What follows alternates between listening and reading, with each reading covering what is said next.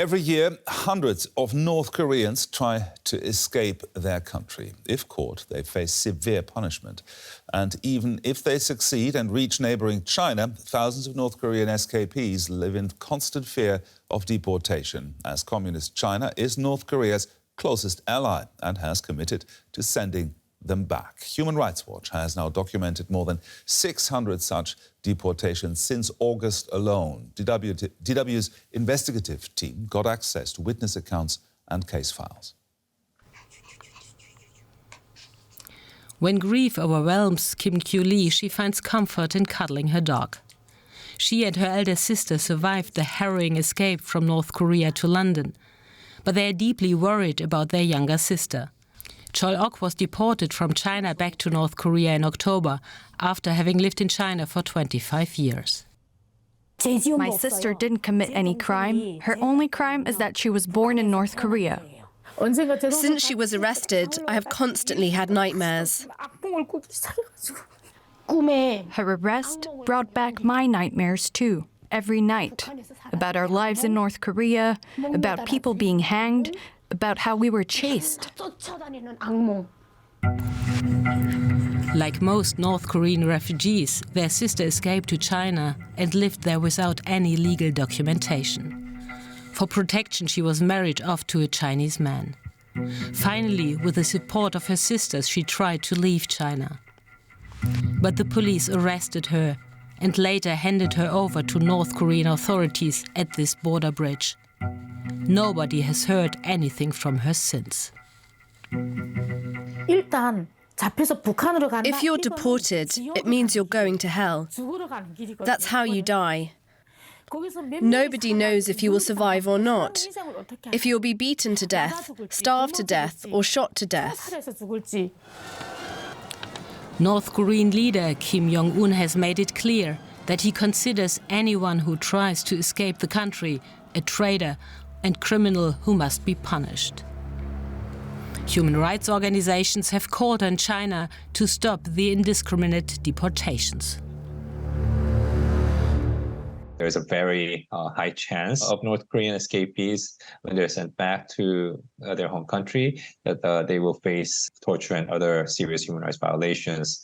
So China is violating its obligations under the Torture Convention, as well as the Refugee Convention and Protocol. China denies the accusations. Its foreign ministry didn't respond to DW's request for comment. But in a recent letter to the UN, China states that there is, quote, no evidence of torture or so-called massive human rights violations in North Korea. But for years, human rights organizations like Korea Future have been piecing together a picture of North Korea's infamous prisons. Based on satellite images and hundreds of witness testimonies, they have been able to create a model of the grim reality the detainees have to endure. They're deprived of proper food, and therefore many detainees suffer or die from malnourishment. And they experience positional torture, physical beatings, and deprivation of food and sleep. Back in London, Kim Kyu-lee is in constant contact with human rights organizations. She even went to New York to share her sister's story. She is no longer afraid of speaking out. I can't hide forever. If something's bad, you have to name it. If something's bad, you have to say it's bad. The sisters want the world to listen.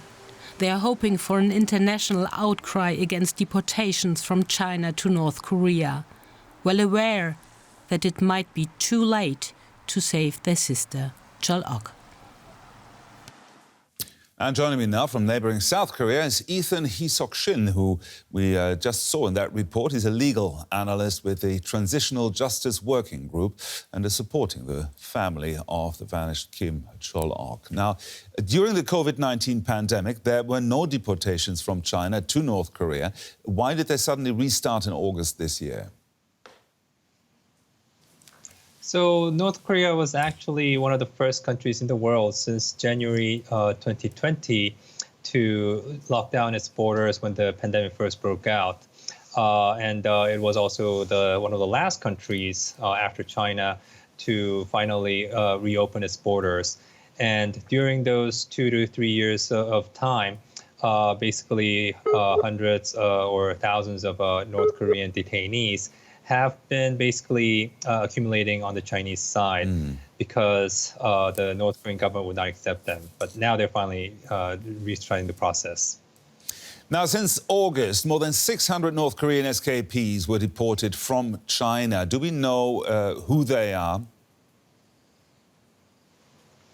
The North Korean government and the Chinese government have not released any public announcement. They have not even acknowledged this transfer taking place. But we know from our sources that many of these North Korean escapees have very diverse backgrounds. And it includes Ms. Kim Chol-ok's, who has been actually living in China for 25 years, being married into a Chinese family.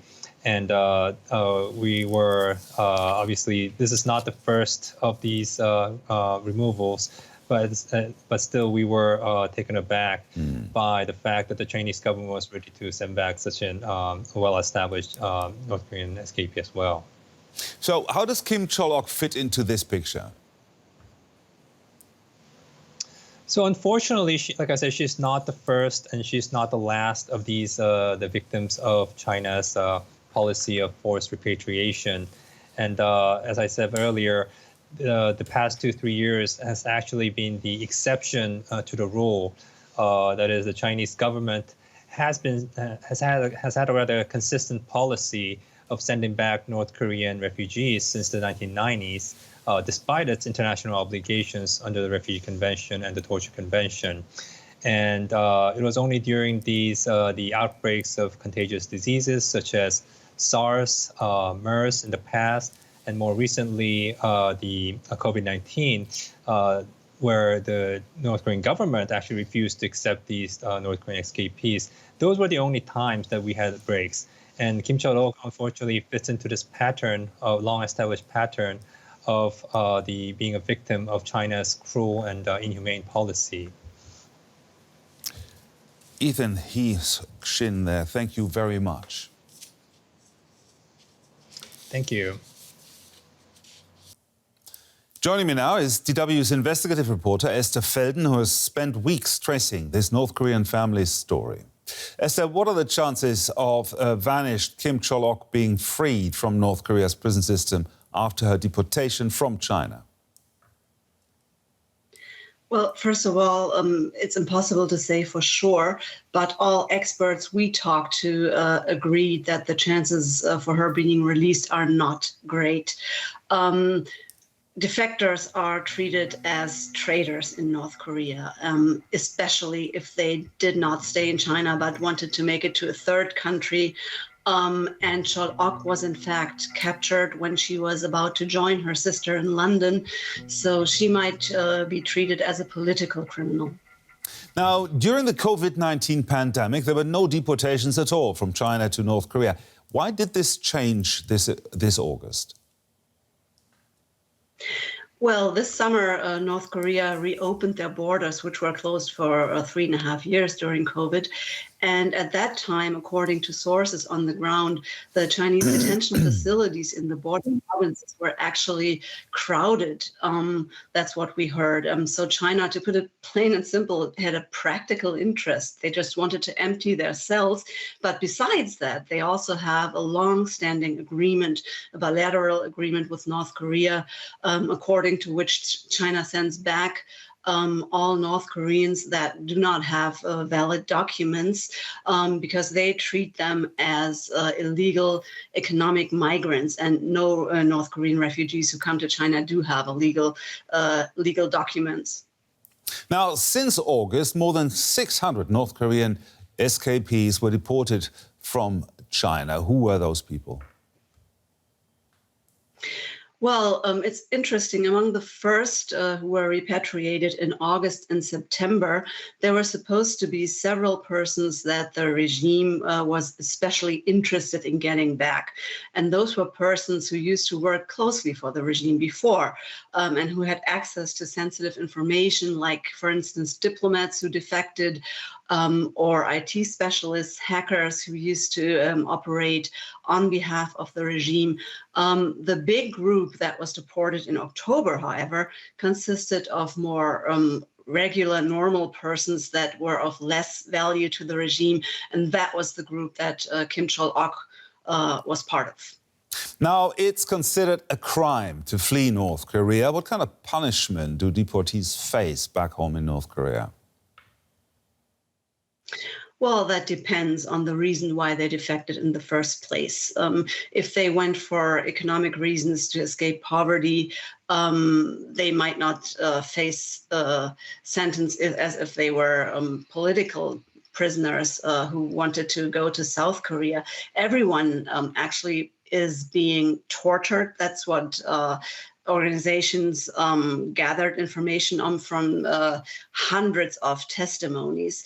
So everyone who's being jailed is in a camp, political prison camp or labor camp, where they are being mistreated and tortured on a daily basis.